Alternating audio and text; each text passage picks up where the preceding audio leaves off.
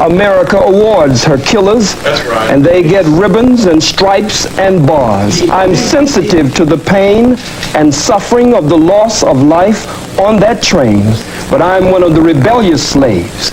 And so when black people stand up out of pain and suffering and frustration, I understand after 500 years. Mohammed, can you please tell me why it's blacks who are killing hundreds of thousands of blacks in Rwanda and other places? And can you please tell me why from Haiti, blacks from Haiti are just risking their lives to come here to the United States of America? I'll tell you if I get a chance. Black people have been robbed, as I said earlier, of a knowledge of self. And when you rob people, sir, of a knowledge of self, then it means that they start to take on the characteristics and the nature of their oppressor and their colonizer. And his mind, by automatic, systematic, remote control, rules in our people. He gives them the guns and the weapons and the drugs and the alcohol, the way you did our brothers, the red man and the red woman, brothers and sisters, the way you did our Latino brothers and sisters, and then you pit one against the other and then say, look at what these people are doing.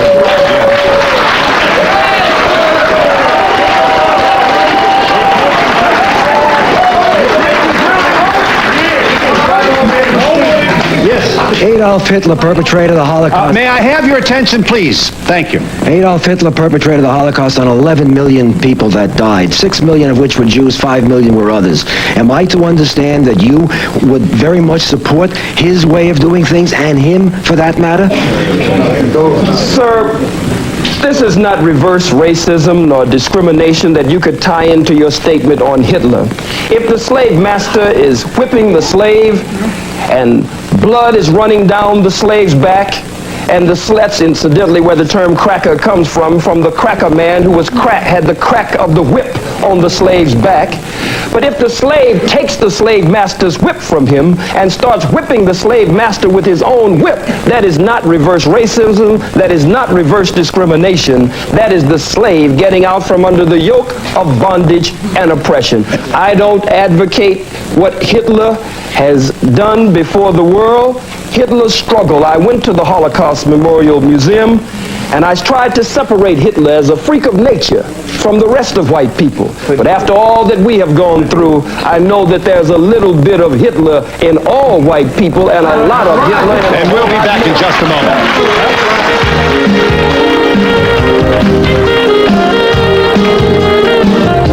To the Jewish brother up there, well, not brother, but the Jewish man. What about Goldstein, who slaughtered 39 Palestinians and became a Jewish hero? Publicly, rabbis said what about the fingernails, Dr. Khalid? Said that the rabbi said that the fingernail of one Jew was worth more than all of the Arabs in the world, and the New York Times ran the lead story with the photo showing the Jews fouling past his grave. Yes. They not only called him a hero, but a saint. Yes, may I make this point, Mr. Mohammed? The atrocity perpetrated by Goldstein was roundly and publicly condemned by the entire leadership of the Jewish community in America, as well as the leaders of the state of Israel. Let me ask you this. They publicly condemned that action, and I can't even get you to look into the camera and convey even the remotest notion that you have in your heart some love for two Jews who died trying to save black people in the South. I speak of You cannot get me to look into the camera and do that. Yeah. May I ask you to kindly speak to that? You cannot get me to look into the camera and show love for two Jews. I don't even know them. I live with this pain and suffering every day among my own people. Look at our babies. They're in the Oakland, in the Bay Area. They're watching Schindler's List. You have your Schindler's List, but for us it's been a swindler's list because someone is attempting to steal our birthright. They stopped the movie. Take our babies out of the movie as though it's such a moral outrage. And then Spielberg comes in. The governor comes comes in? What about the statements of the Jew Howard Stern, the comedian Jackie Mason? What about Moshe Dayan? What about the fact that members of the Senate have made racist comments and Congress, and they were voting against me, but they were not brought up by their own colleagues in that so-called august body? Yes. Hello. What I'd like to point out is, just as you said that you can't judge all black people by one person, you can't judge white people by just Hitler. What you have to realize is that we're in a diverse nation, which is America, and we have a lot to learn from everybody in this room. I feel I do. From all black people, all white people, and anyone else who happens to be in this room with me. America's a diverse nation. Briefly, sir. Yes, sir. Mr. Mohammed, could you please tell me, does Islam believe in Judaism and Christianity? And under Islam, are Jews and Christians are people of the book? Do you believe that? And further, do you believe, sir, that one people and one book sent by the same one God? And you referred to the people up front that they are your brothers. Is it possible, Mr. Mohammed, that I am your brother also? And is it also possible that we are brothers truly responsible for each other? Is that possible? The Holy Quran says that the messenger of God believes in what has been revealed, and so do the believers. And I am a believer. In Islam, we believe in one God whose personal and proper name is Allah subhanahu wa ta'ala. And that one God, we believe, sent all the prophets and the great ones in the great line of divine, and we believe in all of the revealed scriptures. I don't know you, sir. I could feel that if you were attempting to live according to the law of God, then you might be my brother in the faith, but not my brother by nature. Mr. Mohammed, are you aware, Mr. Mohammed, that the courts-martial system on or about or in or about World War II condemned many black sailors for their involvement in handling munitions, where many of them died as a result of their handling these munitions? Would you believe, Mr. Mohammed, that the Jewish war veterans that I'm proud to represent took this issue on, and we have condemned the United States Navy as it relates to the deaths of these sailors, and we have condemned them for their continuance dishonorable discharge of these black sailors? I ask you, Mr. Mohammed, what have you done on this specific issue? Well, it's kind of difficult to believe you on anything, but I would say this, that I do know that during that same war, that America was, as is today, so racist until the German officers, when they were captured, could eat in the same mess hall and have the same accommodations as the white American officers. But the black troops were segregated, couldn't come into that mess hall unless they were scrubbing the floors and washing dishes. So it was a white man honoring another white man, though one was American and one was German, and they were supposed to be enemies. There was still a tie that was able to bind the two together. And we'll be back in just a moment.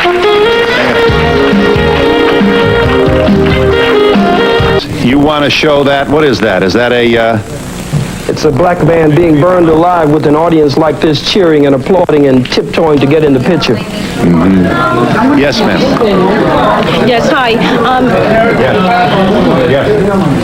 I'm representing Queens College, and everyone is talking about what's been denied, but the problem that we have as students is our history is not being taught in the textbooks. And by me being a student and a citizen of America, I would like to know, when is that time going to come so you can learn about my history and understand my people? We are not in your books. Yes. Sir. Yes. Yes, Phil, I like to say that, what he's saying is being backed up by Jewish scholars as well. This is not only the information that Khalid has.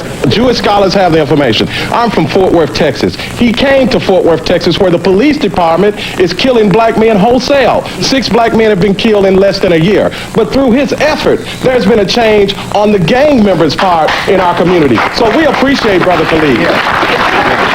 This gentleman wanted to say. Yes, sir. Being an educated college person, I see that you can always bring up events like this where people have been killed in mass murders from all people. Let's learn off the past and not make high school comments like yours and put down Hitler-like manners and try to form peace and learn off the past and from the future. Sir, you wanted to say. Sir. Right here. Yes, sir. I like to see us lay to rest this whole notion of anti-Semitism.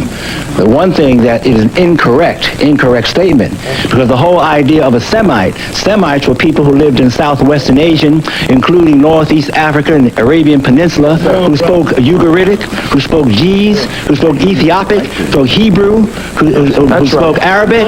Those are our people. We are a Semitic people. Therefore, we cannot be anti-Semitic. Ashkenazic Jews are calling us anti-Semitic. We cannot be anti-Semitic because we are the descendants of a Semitic people. Let's lay that to rest. That was a weapon in the hands of the Jews since 1870. They used it against other people, but it doesn't work against people in Northeast Africa. Thank you. Sir, I get it. Let this young man make a point. I can't believe exactly what I'm hearing. We went to war in World War II to fight for the freedom of speech. We didn't fight for freedom of speech of hatred. Many of our members, I'm the National Commander of Jewish War Veterans, and over 50,000 of our men died. They're fighting for your right to free speech here now. I don't understand why you come out with such hatred. Phil, excuse me, Phil. Mr. Mohammed. Sir. You make me sick to my stomach with that. Because at the same time that you were fighting, you were not fighting for the freedom and independence of black people. Soldiers, black soldiers in segregated companies lost their lives on foreign soil there, but would have to come back and fight just to get a bite to eat and not have to go to the toilet on the side of the road somewhere in the bushes. So you're nothing but hypocrites, and you won't pull that small-time stuff over on me.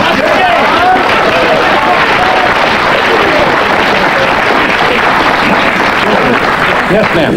Why don't we talk about how the merchant Jews come into our black neighborhoods and they suck the life and the money out of our neighborhoods and put it back into their neighborhoods? Briefly, sir. Briefly. First of all, I'd like to say peace to all the gods and earths and all the people that came here to represent. Brother Khalid is definitely a true warrior in the cause of black struggle.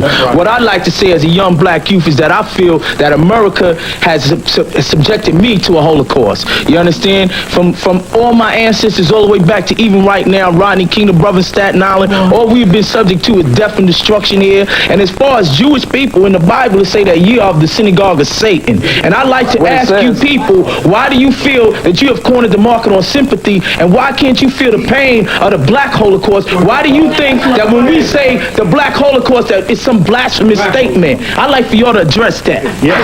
All right. Beautiful. First of all, yes, first of all, with regard to the last speaker, the NAACP was partially founded by Jews. But now I'll get to my question. All right, now let me just say one final point. Go ahead. Eldridge Cleaver once said, if you're not part of the solution, you're part of the problem. And I'd like to just end this show, hopefully, by some positive note and ask Khalid if perhaps he'd tell us what his real agenda is. Is it just to go out and try to talk about hating people, or are we going to have a race war, or are we going to have cooperation? Are we going to try to work together? Yes, thank you for the question. I'll give you an opportunity to answer that question when we come back in just a moment.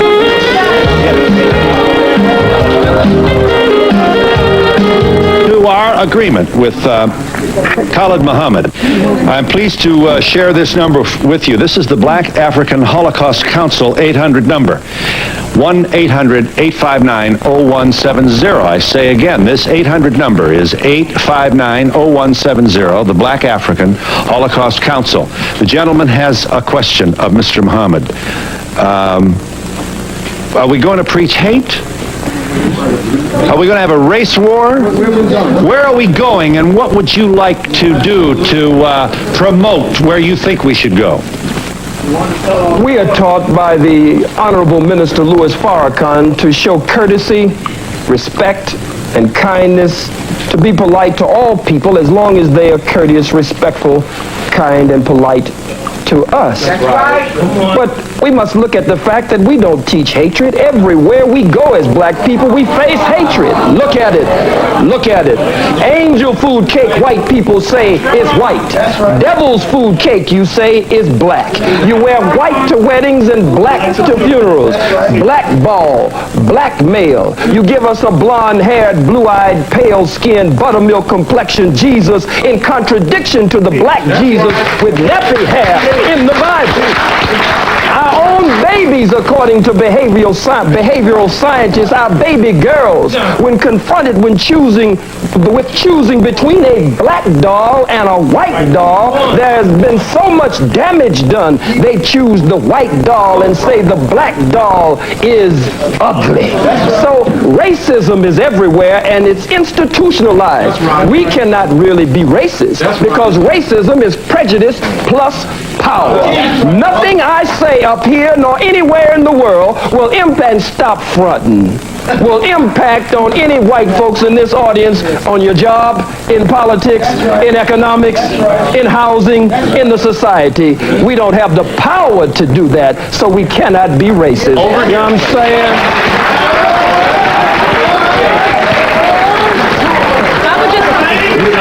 I would just like to say to this gentleman, I would like to say to this gentleman and all other people who are not blessed with melanin at this point in time, to understand that what has happened in our history is that you have been misinformed as much as we have been misinformed. Much of the information that is brought forth, not only from Dr. Mohammed, but other areas, other scholars, are not available to you, as the sister said, in your curriculums that you have for 400 years when you did not allow us to read and write and was being hidden. Whether you, sir, personally did that or not, it was a legacy that was passed on to you. And I end by saying the Holocaust is simply the greatest atrocity on film. Ours was not filmed. Thank you.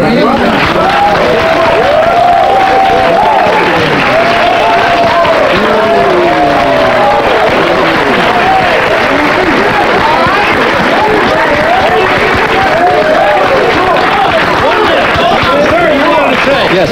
I don't understand Islam. I am a Christian. May I have your attention, please? Certainly. But I am a Christian, and you mentioned Jesus. And let's go back historically and see what Jesus did. Jesus died for me, and he died for you.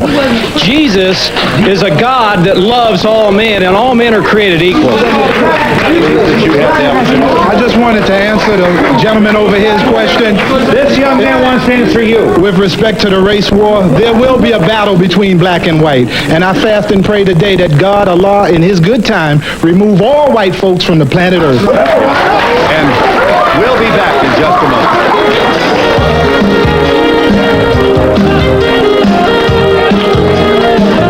I feel the gentleman over there made an incorrect statement. That really was not necessary. That's all. Okay. Yeah. Second left. Second. Yes, ma'am.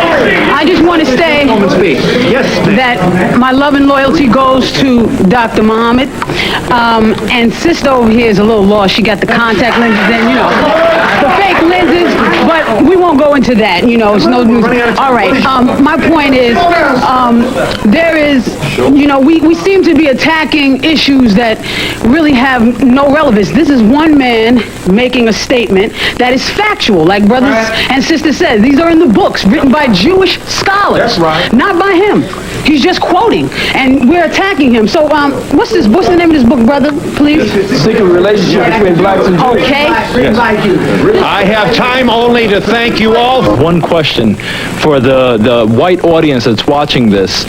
A lot of times they ask, what can they do to help the situation? And I feel that they should go over to their people and represent this issue the same way this brother puts his life on the line for us. They should be doing the same thing, because otherwise it's going to be a one-sided view. They need to reach their people as well. Yes. Yeah. What I'd like to know is, what do they say to the KKK, the skinheads, the Nazis?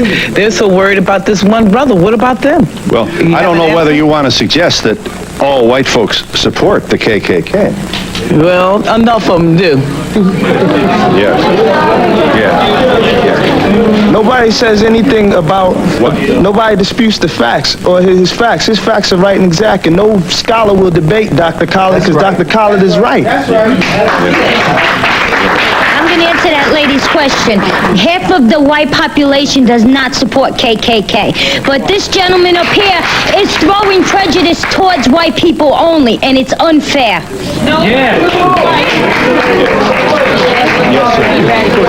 Yes, my thing is, if what he's saying is not true, let's bring somebody forward to prove him to be a liar. So guys, that is Dr. Khalid Abdul Mohammed for you, and I know most of you love him, and you know, even in death he still speaks to us with through these videos. You know, we know very well what he stood for and how he felt about black people being discriminated upon by white people. Now guys, I know you have watched the discussion up to this point and you have a lot of reaction to that. I would like to know what you think about those questions that were being asked on that platform and the answers that were given to them. I know there's a lot that you might have captured from that, and maybe you have questions on the same. You can consider leaving that in the comment section so that when the rest of the people are watching the videos, they might just want to interact with that. And yeah, so guys, Dr. Mohammed is one of those people that you cannot afford to talk about African Americans or Black Americans in America and fail to mention him. Yeah, he's one of those pillars of Black people, and his stand, his opinions, the way that he reasons, the way that he response to these white people questions is beautiful. You know, it is respectful, and you know, he helps them to understand, you know, in as much as sometimes they're asking questions that sound very ignorant and misinformed, he does not judge them. Yeah, he responds to them as if he is helping them to learn, he's educating them, he's helping them to understand that these things happened way long ago, and you are allowed not to understand, but the good thing is that you are asking questions, so that means that you want to learn, and he's ready to educate them. Now this video was made a long time ago, and unfortunately Dr. Khalid left already, and all we have is memories of the things that he stood for. For example, this video, and you've heard how he talks about black people, how he talks about white people. There's no disrespect, so he just tries to explain to them. And I get to a point where I think sometimes white people just decide to not understand things because they have understood science, they have understood fiction, they have understood lots of things. So I do not understand how hard it can be for someone to understand that black people have had this kind of history, and this is why they are the way that they are right now. And the things that have happened to them in the past are the ones that are actually affecting them even to this day. Now, white people, most of them, for the most part, they have made sure to not understand that part. And yeah, if there was anything that I would really say about that is I feel like they just decide to not learn, because it is not rocket science, it's not complicated, it's something that if you just pay mind for a bit, you will understand. Or maybe it's the willingness to not learn. Yeah, the willingness to just not learn. And you have heard the lady who talked about black history being taught in schools. I also love that question because it is going to be the answer to all these things. Once black history starts to be taught in schools and being given the seriousness that white history is given, then you know, people will be better placed to understand these things. They will be better placed to make this world a better place for everyone. Yeah, this issue of discrimination will most likely end when people start teaching African American history, because when they're not teaching it, it makes it look as though their history does not matter, it's not important, and that there is nothing to learn about that. And that is one of the points that make this whole matter very hard, because if you're not teaching African American history, then do not teach the white history, because then you're not trying to strike a balance. You're trying to make people separated. You're trying to make people racist. You're trying to make people know that they are better than the other person, which is not true. And that is usually the main point, Right now, if you want anything to change in a child's life, or if you want something to happen in the near future, for example, 20 years from now or even 10 years from now, the best thing that you can do is implement that through education. Let children learn this African American history as early as possible. Let them learn it in school, and let it be given enough respect. Let it be given enough seriousness, so that they grow up knowing that they are all the same, because that is what we're trying to strike a balance between black people and white people, because there is no superior race. There's no race that is better than the other. There's no race that is more important than the other. And while we keep talking about these things and white people insist on not teaching African American history, then that is the reason why all these things are happening, because there's no difference. We're just talking and talking and talking, but there is no difference. There's nothing being implemented to make a difference. Now, that is another issue where I like to think white people just choose not to cooperate, because including black people's history in schools is not supposed to be a hard thing. Black people are there, they have their history, they can make the curriculum, they can design everything, they can write books, and books are actually there, the history is actually there. So it's just a matter of incorporating that into the curriculum, and let these kids grow up knowing that this is what happened to black people and this is how their history is. That will make a difference. That is the number one thing that should be happening. Talking is okay, but you cannot just rely on talking alone to make a difference. There's a lot of things that we cannot even afford to talk about. If we talked about it, we'll talk for 10 years for people to understand. But when these things are put down in books for the curriculum to incorporate African American history or black people's history, then it's going to be very easy for even those children, when they grow up, whether white or black, for them to understand that this is what America used to be and this is what America is at the moment. It will be very easy for them to even come together, because they look at each other from a point of, sorry, we are both of us important. But as long as you are teaching your history and making it a deliberate decision to not teach black history, and then you are communicating something to these people. These kids are growing up knowing that theirs is not important, that they do not matter, that nobody cares to know what their lives were and anything that they did.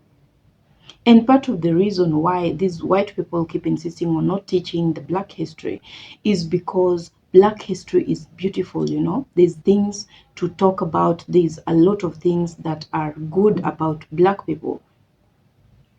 White history has a lot of evil in it. There's a lot of bad things that they keep eliminating. They cannot teach that, because they do not want kids to know that this is who they are, this is who their ancestors are.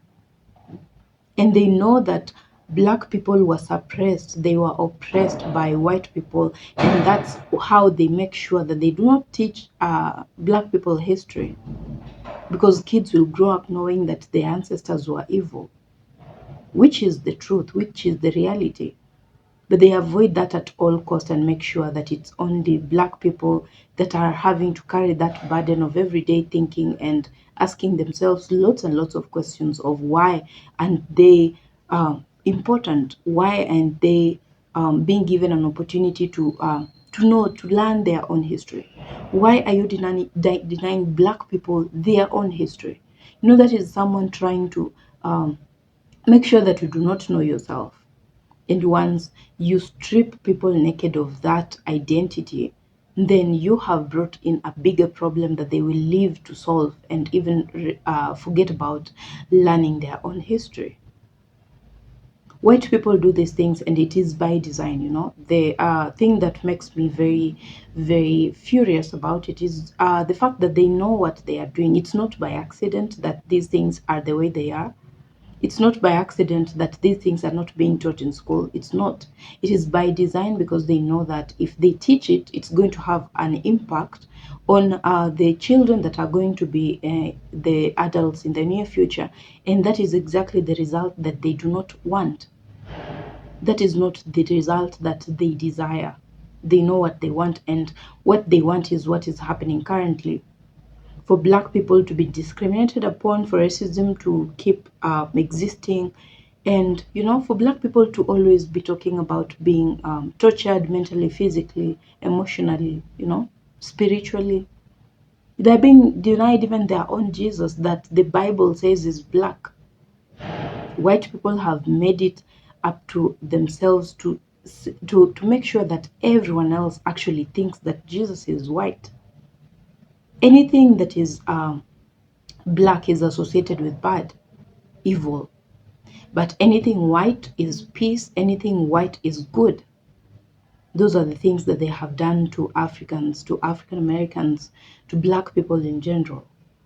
You had someone talk about their children being unable to choose a black doll when they are given an opportunity. Because to them, they know that being black is evil, you know. They think that a white doll is good and better than the black one. That is what you have done to black people. And that is what you keep doing when you do not want to make amends with these things, when you do not want to talk about the real issues that affect black Americans. Guys, that is what I have for now, and I hope that you enjoyed watching this video, you know, remembering Dr. Mohammed and what he stood for. And I know you have your thoughts. Leave that in the comment section below. Let me know what you think about this video and the whole discussion around black and white people. And if you're new to my channel, if you're watching this for the first time, kindly consider subscribing. Go to the playlist, watch the videos that are in there. If you fall in love with this kind of content, you can consider subscribing to my channel. Returning subscribers, thank you so much for always choosing to be here. We're growing as a channel and we're reaching more people, and I'm so grateful to each and every one of you for the support. I hope that you're also keeping safe. I will see you guys on my next video, so bye for now.